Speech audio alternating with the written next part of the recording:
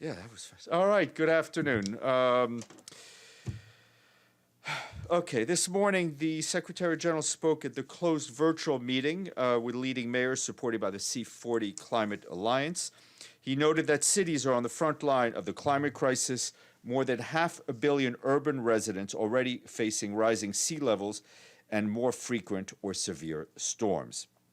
The Secretary General said that COVID-19 pandemic is a global catastrophe, but investments in recovery is a generational opportunity to put climate action, clean energy, and sustainable development at the heart of cities' strategies and policies. He called on all to take urgent action on three fronts. First, to work with national leaders to make sure they engage and they present ambitious, nationally determined contributions well before COP26 in November.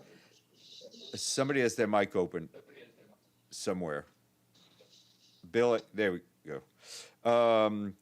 That they present ambitious, nationally determined contributions well before COP26 in November. Second, to commit to net zeros, to commit cities to net zero by 2050, make ambitious plans for the next decade, and bring fellow mayors and local leaders with them.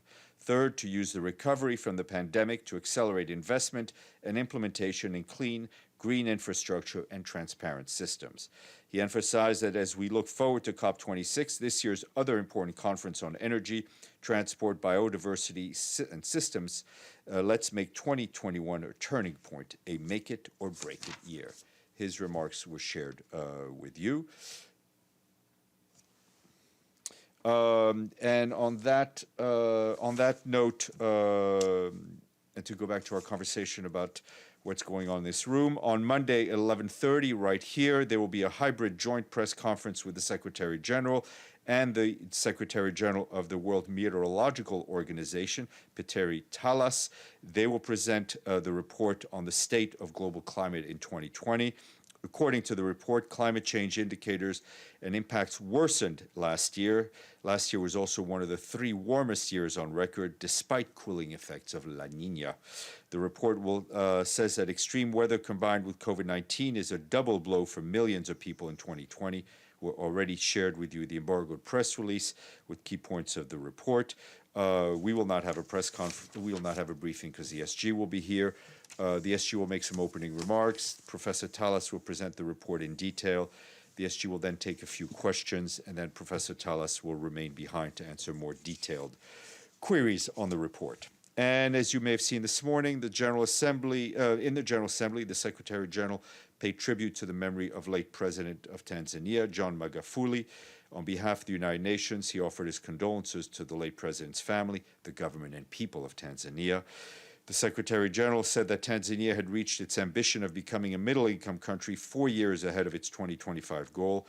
He reiterated the commitments of the organization to continue working closely with the country's new president, Samia Suluhu Hassan, the first female president in Tanzania. And the UN peacekeeping mission in the Democratic Republic of the Congo is telling us that the cities of Butembo and Goma are relatively calm today. Commercial activities progressively resuming in Goma neighborhoods where clashes had occurred earlier this week. Meanwhile, the head of the mission, Bintou Keita, wrapped up her trip to the eastern DRC.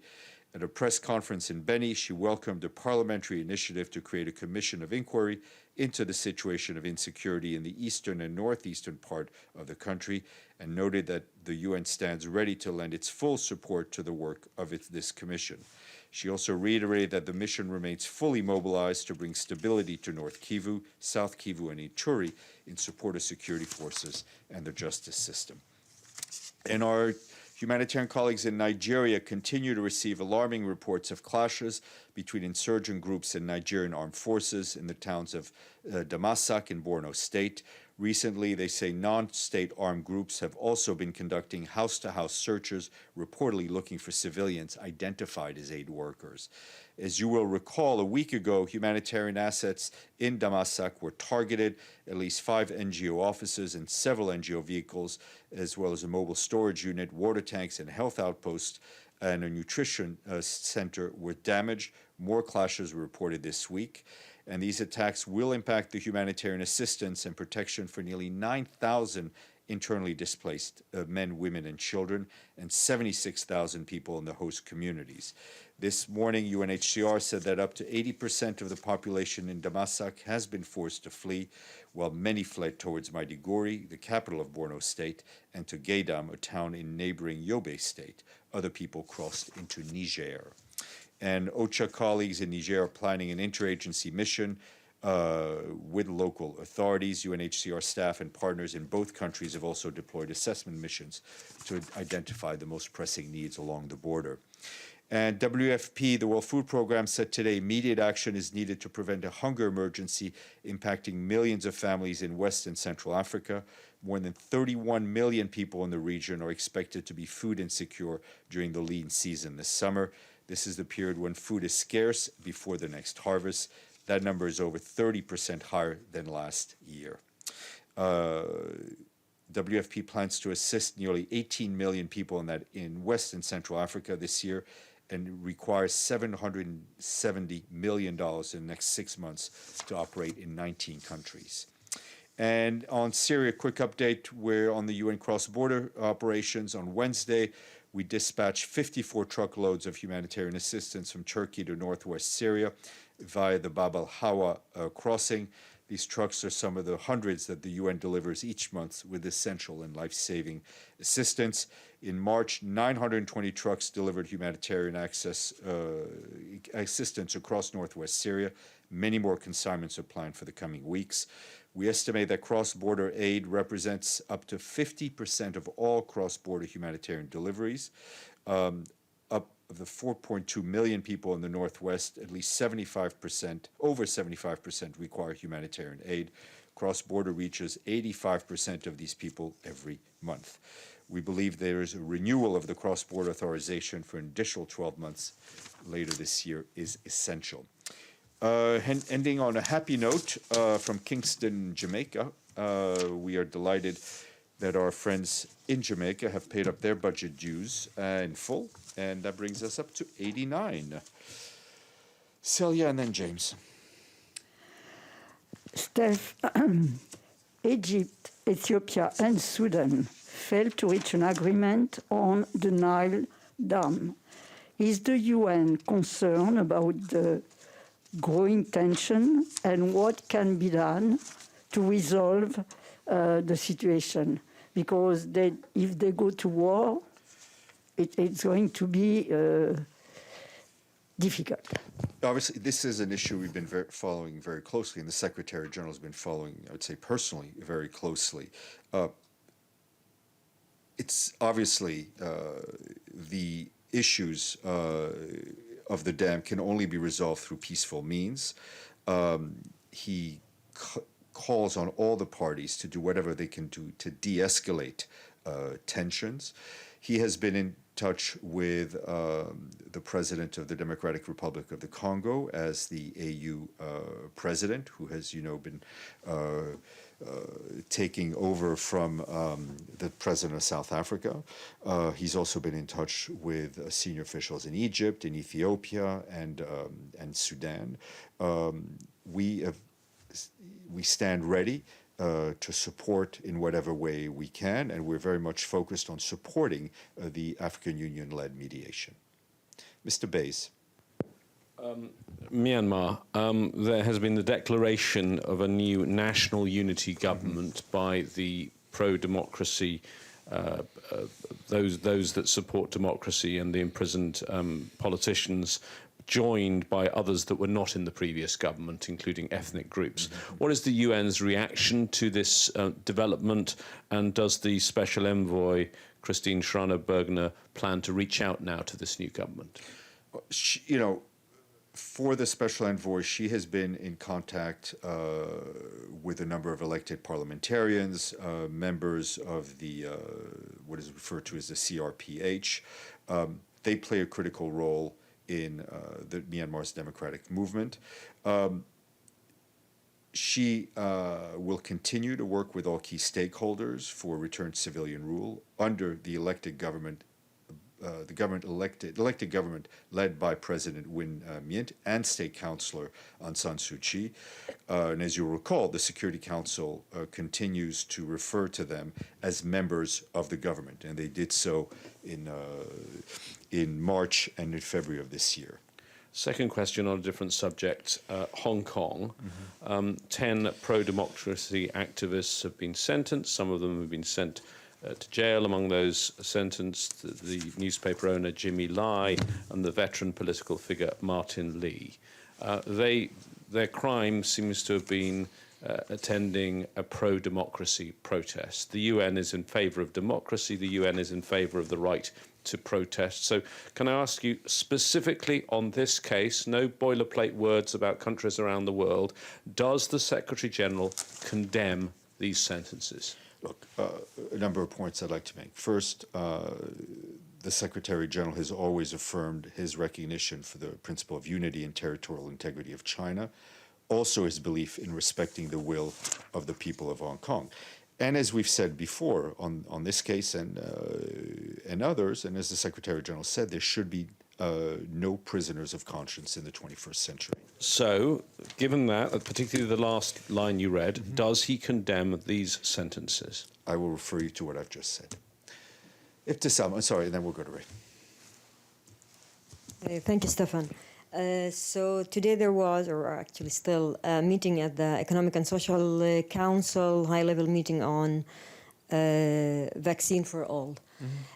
So my question is, does this, and many speakers say that it is necessary to have a waiver for intellectual properties in order to increase production, especially in the Middle East, Africa, etc. So what's the position of the Secretary General on this? Look, I think as he has said, and as others, including Henrietta Fore, there are immediate steps that can be taken to increase the production, to facilitate the transfer of technology, to facilitate the transfer of primary components that are needed to vaccinate, to produce the vaccine. These are things that manufacturers and member states should be talking about and working on. On the specific issue of which is really a trade question on the waiver of patents, that's something that the WTO needs to take, is been discussing. Yeah, but does he see that it is maybe like in a situation with AIDS and other similar or different, but had some similar issues, that it is necessary to, I mean, what is his own position? His own position is that everyone involved in this, member states, manufacturers, civil society, should work together in whatever way they can to ensure a rapid deployment of the vaccine to as many people as quickly as possible. Ray. Thank you, Stéphane. I have two questions regarding Libya. Today, the President of the Security Council will announce the outcome of the Security Council vote. It says on the draft that the Council notes the need for the constitutional and legislative basis for the electoral process to be put in place by July 1st to permit the adequate preparation of the elections held on December. My question is, will the United Nations involved to help the transition government putting these laws and... Yeah, I mean, we will continue to do, which is what we've been doing, which is helping the political leaders in Libya and Libyans as a whole to move positively and as quickly on the trajectory of the elections in December and all the steps that need to be taken before that. My second question is regarding the foreign fighters. The Syrian Human Rights Council said that the Turkish government start to moving out some foreign fighters from Libya, mainly Syrians from Libya last March, by the end of March, but then they stop, which means they transported just a chunk of these foreign fighters. Do you have like a number to share with us? How many foreign fighters? Where are we now? I unfortunately don't have a way to confirm these things at this point. What we want to see is all foreign fighters leave Libya. Okay, let's go to the chat. I don't see any more questions in the room. Abdelhamid and then Majid. Thank you, Stéphane. The settler violence is escalating. One settler killed a Palestinian yesterday. His name is Ali Abu Khair, next to Jericho. Two human rights experts from Geneva issued a statement saying that the violence of the settlers is escalating and dangerous. And yet the man who is supposed to speak out also against this violence in Jerusalem, we don't hear from him much. Why the peace coordinator in occupied Palestine doesn't say anything about these violations? He will no doubt report on these violations during his regular briefing to the Security Council. We, of course, back whatever our human rights colleagues said, and we've condemned violence, and we will continue to do so. Majid. Thank you, Stéphane. I have a question about Iraq. A couple of days ago, rockets attack and drone attacks targeted Erbil International Airport and the U.S. forces there, the coalition forces, anti-ISIS, the whole coalition is based there, and also targeted a Turkish military base. As seen, and one casualty and there are others wounded. Any reaction from the Secretary General to these attacks that are believed are conducted by Iran-backed militias? Well, we of course condemn these acts of violence, which are not conducive to the stability of Iraq. Evelyn.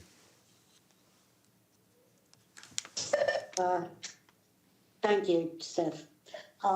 It's April now, and is there any date when you expect that there will be announcements for whether the high-level week in September at the General Assembly will take place virtually or in person? It would seem that people have to make hotel reservations or cancel them. And is that something the SG would announce or the PGA? Well, the format of the General Assembly will be decided upon by member states. I'm not aware of any decision being taken now. You know, and I think it's understandable given the fluidity of the general situation with COVID around the world. It's not just what's going on in New York; it's what's going on in the world. But at this point, there's nothing to announce. But is there any date when you thought there would be announced? And member states can't make the decision if Bill de Blasio or Cuomo or the host country says don't come. Well, I mean, as it was in the previous year, these were discussions that were had with the host, obviously with the host country and with member states. We will, on the Secretariat's part, support whatever those member states decide in their wisdom. Speaking of which, Mr. Bays. Yeah, I'll follow up on that, actually, if I can. What you do have control over is this building, the Secretariat. You were asked a couple of weeks ago about this, but time marches on, and I'm assuming the proportion of staff in UN headquarters, given vaccinations are everyone over 16 now, is growing and growing and growing. What are the plans to allow staff to return to work here? Is there an actual dates for people to return? When will this take place? No, there's no actual date. I mean, I think we have to wait a few more weeks until I think we see a greater proportion of staff having been vaccinated. I mean, the rollout's gone really well in New York City, and I know just anecdotally that'll, you know, most of the people in my office are have been fully vaccinated or close to vaccinate. We'll obviously be looking at how to increase our presence here, but in terms of the building, I have no information to share with you just yet. Because it does begin to start to feel odd when sporting events are reopening. restaurants are reopening, it sort of feels like the UN might be the last place in New York to reopen. I don't think we'll be the last place. I mean, the Secretary General was very cautious, and if you remember, he was this place shut down before other places in New York, and I think in hindsight and without even any sight, he took the right decision because we avoided the UN becoming any sort of a hotspot.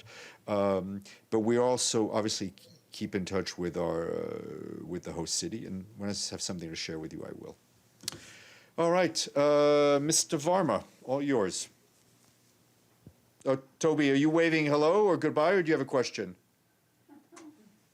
Just a quick question for you, Steph, on the recent killings by police in the U.S. of unarmed young black men, and also on this latest mass shooting. It seems we're a very violent period in the United States, and I'm wondering if it's something that the Secretary General is following.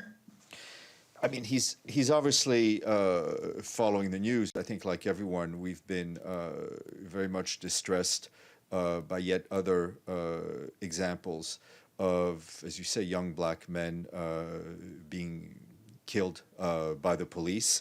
You know, the Secretary General has, and I'll refer back to what I said in June of this year. No, June of last year, where he's, I said, we have been saying many other cases we've seen police violence in this country and other countries, that obviously each case needs to be investigated. And we've also always said that police forces around the world need to have adequate human rights training. There also needs to be an investment in social and psychological support for police so they can do their job properly in terms of protecting the community. I think what is important is that every case be fully investigated, and that those who are demonstrating and expressing their anger, and understandably so, do so peacefully and be allowed to do so peacefully. That's it.